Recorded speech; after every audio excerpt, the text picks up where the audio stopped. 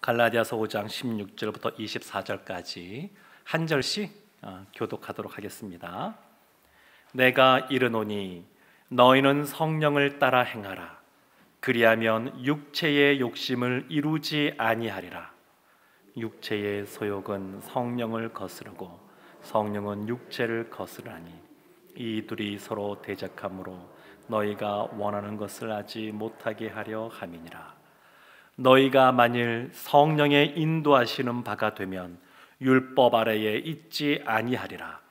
육체의 일은 분명하니 곧 음행과 더러운 것과 호색과 우상 숭배와 주술과 원수 맺는 것과 분쟁과 시기와 분냄과 당짓는 것과 분열함과 이단과 투기와 술 취함과 방탕함과 또 그와 같은 것들이라. 전에 너희에게 경계한 것 같이 경계하노니 이런 일을 하는 자들은 하나님의 나라를 유업으로 받지 못할 것이요 오직 성령의 열매는 사랑과 희락과 화평과 오래 참음과 자비와 양성과 충성과 온유와 절제니 이 같은 것을 금지할 법이 없느니라. 함께 보겠습니다. 그리스도 예수의 사람들은 육체와 함께 그 정욕과 탐심을 십자가에 못 박았느니라. 아멘. 이 코로나 시대가 되면서 사람들이 야외에서 운동하는 것에 더 많이 관심을 갖고 그래서 골프도 하는 사람이 많아졌고 테니스, 배드민턴 이런 야외에서 할 수 있는 그러한 운동들이 인기를 얻고 있다고 그럽니다. 저는 골프장에 골프 치러 가본 적은 없어서 어떤지는 잘 모르겠습니다만 요즘에 사업적인 관계 때문에 이 골프를 치는 경우도 많이 있습니다. 근데 어떤 그 회사 사장님이 어쩔 수 없이 그 비즈니스 차원에서 골프를 치기도 하지만 그런 것보다 산행을 좋아한다 그럽니다. 할 수 있으면 매일 산을 한 바퀴씩 이렇게 돌고 오는데 그 이유가 뭐냐면 본인이 출발한 곳에서 한 바퀴를 삥 돌고 나서 다시 그곳으로 돌아온다고 하는 것, 그것이 그분에게는 매력적이라고 그럽니다. 그러니까 항상 산행을 출발하고 나서 이리저리 굽이굽이 또 올라가면서 길들을 가지만 내가 어디에서 출발했느냐 이것을 늘 기억하면서 길을 헤매지 않고 또 높은 곳에 올라가도 내 출발점이 저기지, 그것을 늘 기억한다 그럽니다. 그래서 그분이 산행을 하는 가장 중요한 이유는 처음 지점, 첫 마음, 그것을 늘 간직할 수 있기 때문에 본인은 산행을 좋아한다. 이런 인터뷰를 한 걸 보았습니다. 그런 것 같습니다. 우리가 어디에서 출발했느냐, 우리가 어떠한 존재이냐, 이 첫 마음을 기억하는 것은 굉장히 중요한 것 같습니다. 사도 바울이 이 갈라디아서를 갈라디아 교회에, 아마도 이 갈라디아 교회는 여러 지역에 흩어져 있는 교회일 텐데 사도 바울 고향이 여기 갈라디아 지역에 있습니다. 그래서 부활하신 예수를 만난 이후에 아라비아 반도에 한 3년 있었지만 그 위에 한 10년 정도의 시간에 무엇을 했는지 기록으로 남아있지는 않지만 아마도 바울이 자기 고향을 중심으로 해서 이 지역에 다니면서 복음을 전한 것이 아닌가, 그렇게 보고 있습니다. 그래서 갈라디아서를 보게 되면 사도 바울이 편하겠습니다. 로마서를 보면 아주 예의를 갖추어서 이 정성껏 이렇게 또 편지를 보내는가 하면 갈라디아서는 마치 옆에 잘 알고 있는 사람, 그 친구에게 말하듯이 편안하게 말을 합니다. 그래서 말도 거침없이 말하는 것도 많이 있고 그리고 아주 친숙하게 다가옵니다. 근데 그 내용이 뭐냐면 한마디로 말하면 첫 마음을 회복하라는 겁니다. 어떻게 너희가 복음을 처음에 받아들였는지, 그리고 그때 어떠한 마음으로 또 어떻게 공동체를 이루면서 살았는지 그것을 기억하라는 겁니다. 그리고 그때로 돌아가야 된다, 그것을 말하고 있는 겁니다. 오늘 본문 갈라디아서 5장 24절 보면 우리가 어떠한 사람인지를 이렇게 설명합니다. 그리스도 예수의 사람들은 육체와 함께 그 정욕과 탐심을 십자가에 못 박았느니라. 그리스도 예수의 사람들, 우리가 그런 사람이라는 겁니다. 이 서신서를 받는 그 갈라디아 성도님들이 그리스도 예수의 사람이라는 겁니다.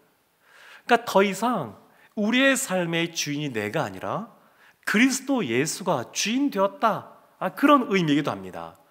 그런데 그리스도 예수의 사람은 십자가에 못 박힌 사람들인데 무엇을 못 박았느냐? 첫 번째는 육체, 두 번째는 정욕, 세 번째는 탐심, 이렇게 말합니다. 사실 이것이 다 한 가지입니다. 육체적인 그런 육체를 따라가는 삶, 이것이 바로 정욕을 따라가는 삶이고, 그것이 바로 탐심을 갖고 살아가는 삶이기도 합니다. 근데 십자가에 못 박았다, 이걸 생각해 보면 이 특징이 있습니다. 십자가에 못 박히면 결국 어떻게 되나요? 로마 시대 때 십자가형을 딱 당하면 결국 어떻게 될까요? 예수님도 그랬던 것처럼 결국 죽습니다. 그러니까 그리스도 예수의 사람들의 삶은 뭐냐? 십자가에서 죽은 사람들이라는 겁니다. 사도 바울이 내가 날마다 죽노라, 로마에서 그렇게 말씀하시는데, 내가 날마다 죽노라, 그것처럼 이 십자가에서 죽었는데 또 하나는 뭐냐면 한순간에 죽는 것이 아니라, 단두대처럼 그런 것이 아니라 시간이 좀 오래 걸린다는 겁니다. 몇 시간씩 매달려 있고, 예수님은 이게 못이 박힌 상태에서 오랫동안 숨이 끊어지지 않으니까 결국 창으로 이렇게 찌르지 않았습니까? 근데 다른 그 죄수들도 보게 되면 그냥 그때는 그 다른 죄수들은 십자가에 이렇게 못이 박힌 것이 아니라 묶여 있어서 오래 있게 되는데, 그러다 보면 한 72시간도 살아있다 그럽니다. 그러니까 오래 걸리는 겁니다. 서서히 죽어가는데 오래 걸립니다. 십자가에 못 박혔다라고 하는 것은 우리의 육체, 우리의 정욕, 우리의 탐심이 결국은 죽게 되는 사람들, 우리 안에 예수님 믿고 새로운 피조물이 되었지만 여전히 우리 안에 그 완전히 변화되지 않은 모습, 인격적으로 예수님을 온전히 닮지 못하는 모습이 우리 가운데 있어서 육체의 삶을 살아가지만 결국 이것은 죽어갈 것들입니다. 나중에 예수님이 우리를 부르시면, 또 예수님이 재림하시면 우리가 부활하게 되는데, 우리가 부활하게 되면 더 이상 우리 가운데 이와 같은 육체를 따라가고 정욕을 따라가고 탐심을 따라가는 죄악된 삶을 살질 않습니다. 우리가 하나님 나라 가게 되면 더 이상 죄의 유혹을 받지 않습니다. 죄와 전혀 상관없는 사람들, 그 같은 삶을 살게 될 겁니다. 그래서 그리스도 예수의 사람들, 우리가 누구냐? 이와 같은 육체, 정욕, 탐심을 십자가에 못 박고 이미 죽었고 또 죽어가고 있는 사람들.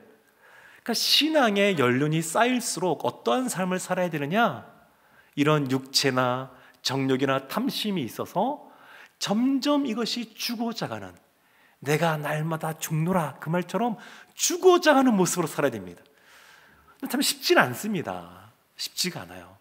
나이가 들수록 또 연륜이 쌓일수록 마음도 바다같이 더 넓어지고 사람들을 더 많이 이해하고 더 하나님이 주시는 지혜로운 말들을 하고 사람들을 품어주고 그래야 되는데, 언뜻 보면 점점 나이가 많이 들면 마음이 더 좁아지고 조금 무엇인가 좀 잘 못해주는 것 있으면 서운한 마음이 들고 이런 마음이 들 수가 있습니다. 근데 이것은 육체를 따라가는 모습이기 때문에 그와 같은 모습을 살면 안 된다, 사도 바울이 그렇게 말하는 겁니다. 그러면서 오늘 본문 갈라디아서 5장 16절에 우리의 삶을, 신자의 삶을 두 가지로 구분하여서 이렇게 말을 합니다. 내가 이르노니 너희는 성령을 따라 행하라. 그리하면 육체의 욕심을 이루지 아니하리라. 성령을 따라가는 삶이 있고 육체를 따라가는 삶이 있다는 겁니다. 딱 두 가지가 있습니다. 다른 것 없습니다.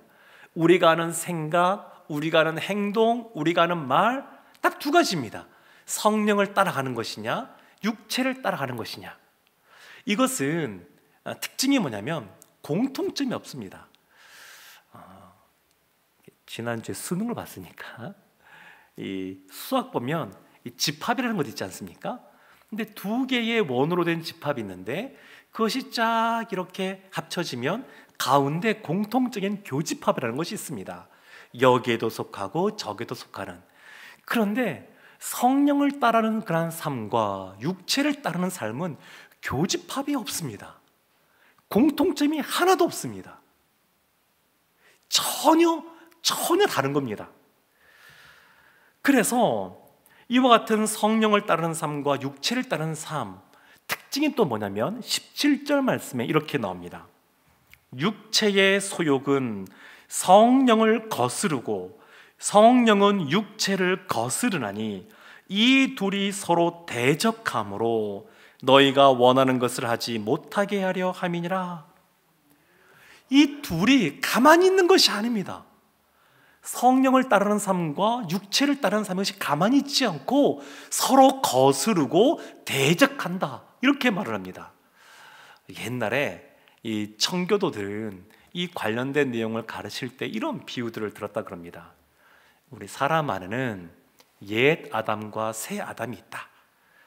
육체의 소욕을 따라가는 옛 아담이 있고, 그리고 그리스도 안에서 새로운 피조물이 된 이후에 성령을 따라가는 새 아담이 있다. 그런데 이 육체의 삶을 살아가는 따라가는 삶을 살면 이것이 살이 피둥피둥 찌게 되고, 반대로 성령을 따라가는 삶을 살게 되면 성령으로 말미암아 더 강건한 그러한 육체를 가지게 된다, 이렇게 가르쳤다 그럽니다. 그러니까 이것이 끊임없이 싸움을 하는 겁니다. 육체라고 하는 것이 결코 만만한 존재가 아닙니다. 이미 십자가에서 모든 그러한 전쟁은 끝이 났습니다. 예수님이 승리했습니다. 끝이 났고, 그리고 이와 같은 성령을 따라가는 이 육체를 따라가는 삶은 결국 마지막에 죽게 될 겁니다. 이것은 다 결정이 난 겁니다. 그럼에도 불구하고 우는 사자처럼 여전히 우리를 그냥 으렁대면서 가만두질 않습니다.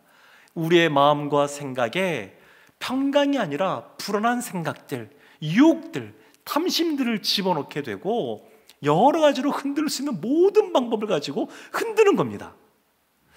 그래서 이것을 영적 전쟁이다, 이렇게 말을 합니다. 근데 우리 마음속에 영적 전쟁 요즘 없는 것 같아요. 마음이 편안합니다. 그러면 내가 영적 전쟁 가운데 있지 않고 육체를 따르는 삶 가운데 있는 것은 아닌가 점검해 보아야 됩니다. 그러니까 영적으로 늘 깨어 있어서 성령의 검, 곧 하나님 말씀 붙잡고, 그리고 하나님 말씀대로 살아가고 또 전도하는 삶을 살아가고 이러한 삶을 살아가지 않고 그냥 늘 평안합니다. 기도 제목도 별로 없고요. 이러면 육체를 따르는 삶을 사는 것은 아닌지 점검해 보아야 됩니다. 예수님 처음 만났을 때, 예수님 믿게 되고 성령의 뜨거움을 경험했을 때 누가 뭐라 하지 않아도, 제가 그런 분들 참 많이 봤는데, 예수님 믿자마자 새벽 예배부터 시작하여서 모든 예배 다 참석하고 열심히 말씀 배우고 늘 사람들에게 잘 모르니까 물어보고 그러면서 말씀대로 살려고 애쓰고 이런 삶을 살았던 분들을 참 많이 봅니다. 그러니까 그런 것이죠. 예수님 처음 만났을 때 그 모습이 지금 나에게 있는가? 첫 마음, 처음 예수님과 만났을 때 그런 감격 있는가? 그래서 이것이 그냥 있지 않고 서로 거스르면서 심히 대적하게 됩니다. 그래서 우리가 새길 것이 뭐냐면, 어떤 것이 성령과 함께하는 것이냐, 어떤 것이 성령을 따라가는 것이냐, 어떠한 것이 육체를 따라가는 것이냐, 이 기준이 있습니다. 이것은 우리의 하는 어떤 일에 따라서 달라지는 것이 아닙니다. 그러니까 열심히 돈을 벌기 위하여 사업을 열심히 한다, 이것이 결코 이것만 보고 이것이 육체를 따라가는 삶이다, 이렇게 말할 수가 없습니다. 그것이 아니라 그 일을 함에 있어서 성령님과 함께 동행하고 있느냐, 이것이 기준입니다. 열심히 기도하고 말씀을 읽습니다. 그럼 이것이 다 성령을 따라가는 삶이냐? 아니요, 그렇지 않습니다. 예배에 참석하고 말씀을 읽고 성경을 또 어제 보지만, 그러나 그 가운데 성령을 따라가는 삶을 살지 않으면 육체를 따라가는 삶을 사는 겁니다. 예를 들면 바리새인들이 그랬습니다. 누구보다 열심히 사람들 보는 앞에서 손을 들고 하늘을 우러러서 기도합니다. 누구보다 말씀을 잘합니다. 더 경건한 삶을 보여주기 위해서 율법에도 없는데 일주일에 2번씩이나 금식합니다. 그러니까 이와 같은 삶은 겉으로 볼 때 다른 사람들은 저 사람은 경건한 삶을 살아가는 사람이야, 선을 행하는 사람이야, 이렇게 볼지 몰라도 하나님 보시기에는 육체를 따라가는 삶을 살아가는 겁니다. 반면에 청교도들도 그랬고 칼빈도 그랬고, 우리에게 주어진 일들은 다 하나님이 주신 것이다 생각하고, 집에서 밥을 하고 청소를 해도, 또 여러 가지 직장에서 일을 하고 학교에서 공부를 해도 하나님이 나에게 주신 일이야, 사명이야 생각하고 그렇게 살아가면 다 성령을 따라가는 그러한 삶입니다. 그러니까 기준이 늘 성령과 함께 하느냐 하지 않느냐, 이것이 중요합니다. 오늘 본문에 보게 되면 어떤 일이 육체의 일인지, 어떤 것이 성령을 따라가 맺는 열매인지를 설명합니다. 육체의 일에 대해서 무려 15가지, 그리고 그 뒤에 보면 그 이외에 다 또 이와 같은 일들 이렇게 말하거든요. 15가지가 육체의 일인데, 갈라디아서 5장 19절부터 21절까지의 말씀을 제가 한번 읽어보겠습니다. 육체의 일은 분명하니 곧 음행과 더러운 것과 호색과 우상 숭배와 주술과 원수 맺는 것과 분쟁과 시기와 분냄과 당짓는 것과 분열함과 이단과 투기와 술 취함과 방탕함과 또 그와 같은 것들이라. 전에 너희에게 경계한 것 같이 경계하노니 이런 일을 하는 자들은 하나님의 나라를 유업으로 받지 못할 것이요. 육체의 일 15가지, 너무 많죠. 그래서 존 스토트 그 목사님이라는 분이 예전에 이걸 4가지로 구분해 봤습니다. 어떻게 봤냐면 음행, 더러운 것, 호색, 성적인 어떤 타락과 관련된 내용들입니다. 이것은 다 육체에 속하는 것들입니다. 2번째, 우상 숭배와 주술, 신앙적인 것과 관련하여서 이런 것들도 다 타락했던 것들, 이런 것들 다 육체에 관련된 겁니다. 우리 성도님들은 그런 분 안 계신 것 같습니다. 제가 들어본 적도 없고, 이제 연말 되고 연초하고 다가오는데 새해가 됐으니까 토정비기를 봐도 될까요, 안 될까요? 이런 거 보시면 안 됩니다. 우리 자녀가 이제 결혼을 앞두고 있는데 궁합을 봐야 되겠다, 그런 거 해도 될까요, 안 될까요? 안 됩니다. 근데 요즘 이런 것이 우리 한국 사회에 진짜 많이 퍼져 있습니다. 여러 가지 카페 같은 데 보게 되면 이런 운수, 타로점 이런 거 해가지고요 어마어마하게 많이 있습니다. 근데 이런 것들도 다 육체를 따라가는, 재미삼아 하는 것이 아니고요, 다 육체를 따라가는 그런 모습입니다. 예전 저도 그런 거 본 적 있는데, 점집인데 기독교인 환영 이런 문구가 적혀있는 점집 본 적 있으십니까? 전 본 적 있거든요. 그런 거 가시면 안 됩니다. 또 3번째가 있습니다. 원수 맺는 것, 분쟁, 시기, 분냄, 당짓는 것, 분열함, 다 분열과 관련된 것들입니다. 그러니까 우리가 순으로 모여 있는데 우리 안에 그런 분도 제가 들어본 적 없지만, 혹시나 이 사람의 말을 약간 왜곡해서 이 사람에게 전달하고, 이 사람의 말을 또 이런 식으로 바꿔서 해서 이간질하는 것들, 그래서 그 안에 다툼이 생기거나 분열이 생기면 다 이런 것들은 육체를 따라가는 육체의 일이라고 할 수 있습니다. 이런 분열과 관련된 것들. 4번째는 투기와 술 취함과 방탕함, 일상의 삶 속에서 이와 같이 무절제하는 삶을 살아가는 것들, 이러한 것들이 다 육체의 일에 해당됩니다. 근데 우리의 고민거리가 하나 있습니다. 이 말씀 21절 끝에 보면 이런 말씀이 있습니다. 이런 일을 하는 자들은 하나님의 나라를 유업으로 받지 못할 것이요. 근데 마음속으로 가만히 보니까, 우리의 마음을 한번 이렇게 진실되게 정직하게 스스로 살펴보니까 이런 모습이 하나도 없다, 자신 있게 말하기가 어렵습니다. 그러면 우리도 여기에 보면 이와 같은 자들은 하나님의 나라를 유업으로 받지 못할 것이요, 그렇습니까? 그러면 난 천국 못 가는 것인가? 이런 약간 걱정이 들기도 합니다. 근데 여기서 말하는 이런 일을 하는 자들, 이런 것은 그냥 우리가 삶을 살아가다가 부지불식간에 또한 실수로 우연히 그와 같은 내가 원하지 않았음에도 불구하고 이와 같은 모습이 우리의 마음속에 있었다, 이런 것을 말하는 것이 아니라 의도적으로 그리고 지속적으로 이와 같은 걸 행하는 겁니다. 그런 사람, 신앙생활을 한다고 하지만 그러나 여전히 그 마음에 늘 이러한 음란함이라든지 또 분열시키는 거라든지 우상을 숭배하는 모습이라든지 이런 모습이 아주 지속적으로 있는 사람, 이런 사람은 하나님께 속한 사람이 아니다, 이것을 말하고 있는 겁니다. 그리고 이제 육체의 일을 말한 다음에 성령의 열매를 말합니다. 육체의 일은 15가지, 그리고 그 이외에 또 다른 것들, 이렇게 말하고, 성령의 열매는 몇 가지를 말하고 있는가 알고 계시죠? 9가지. 네, 9가지. 그러니까 이 육체의 일이 어마어마하게 더 많다는 겁니다.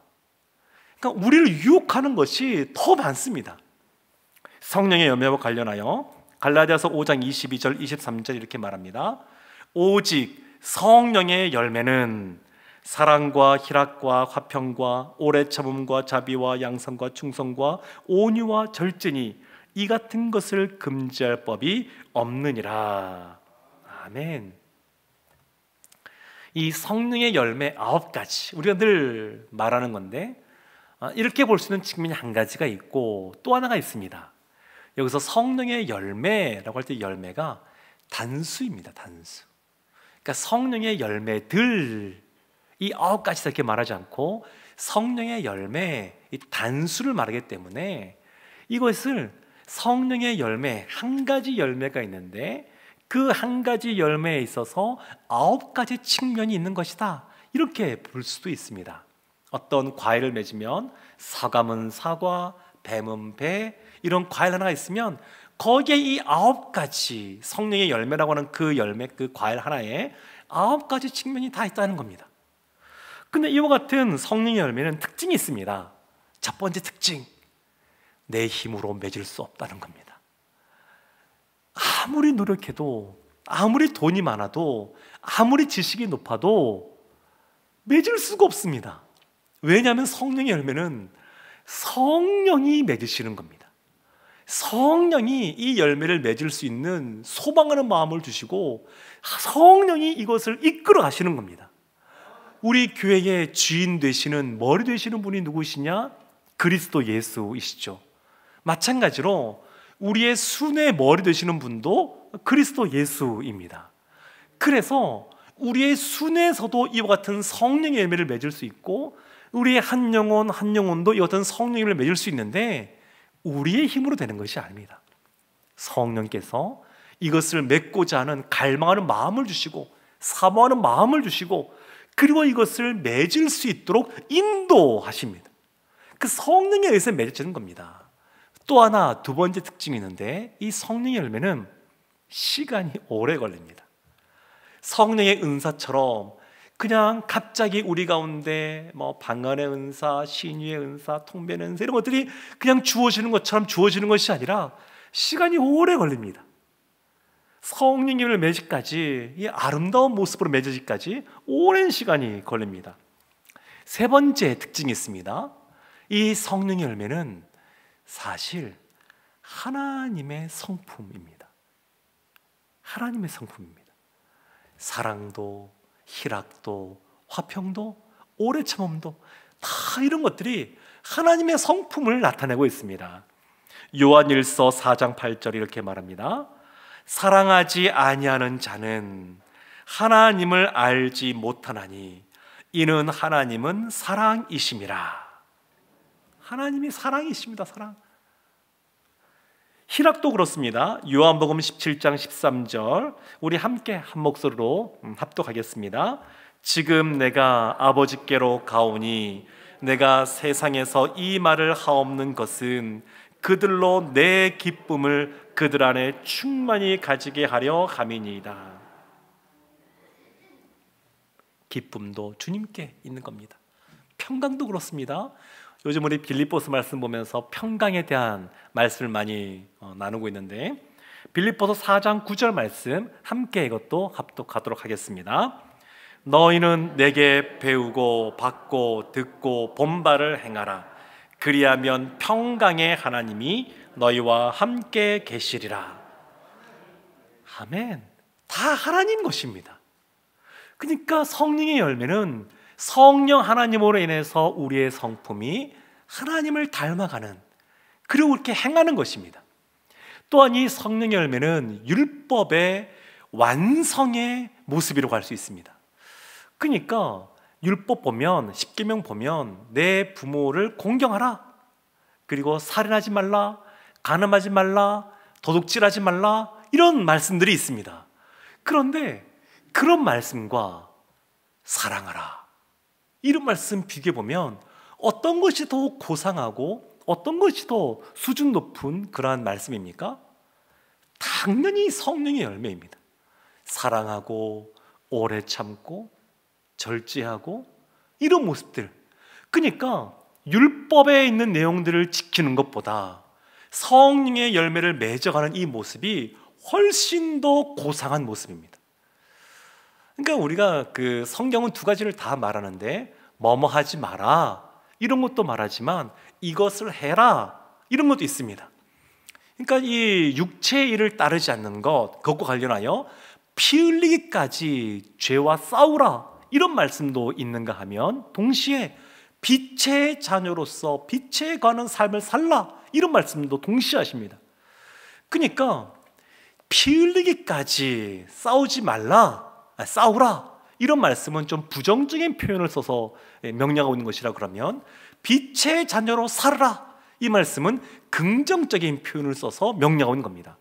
근데 저는 신앙생활을 보니까 이런 긍정적인 표현들이 훨씬 더 우리에게 좋다, 유익하다 이런 생각들을 합니다.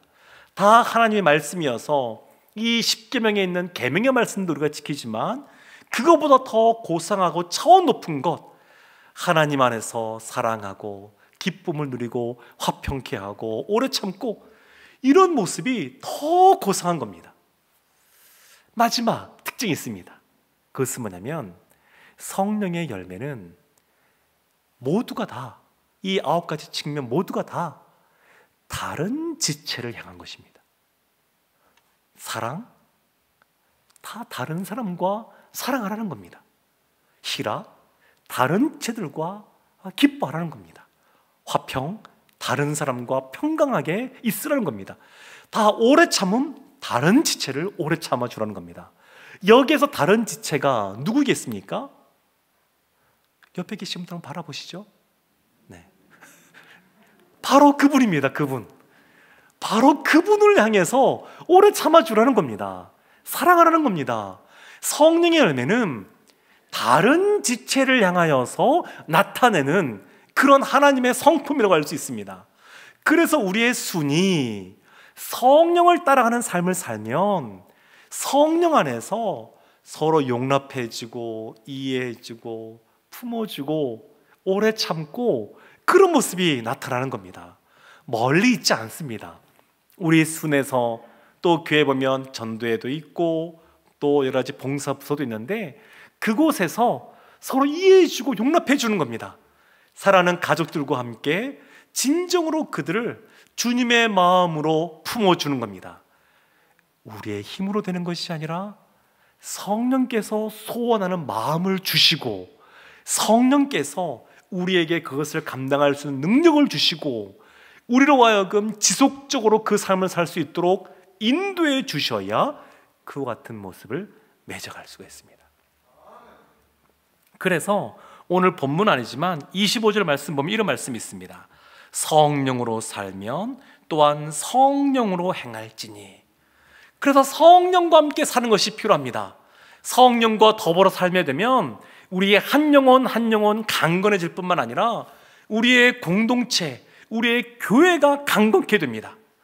우리의 순이 늘 감사가 넘치고 은혜가 넘치는 삶을 또 누리기를 원한다 그러면 성령을 따라 살면 됩니다. 무엇을 해도 성령을 따라. 그런데 이것은 결코 녹록지 않습니다. 또 여러 가지 삶의 어려운 문제들이 닥치면 또 마음이 흔들릴 때들이 참 많이 있습니다.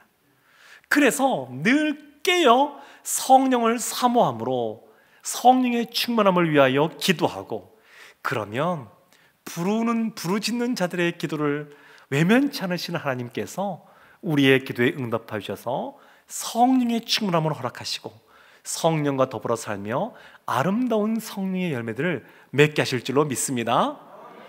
그래서 우리의 성령의 공동체, 우리의 순이 이와 같은 성령의 열매 9가지, 또 이 열매의 9가지 측면, 이와 같은 모습이 넘쳐나기를 주님의 이름으로 축원합니다. 아멘.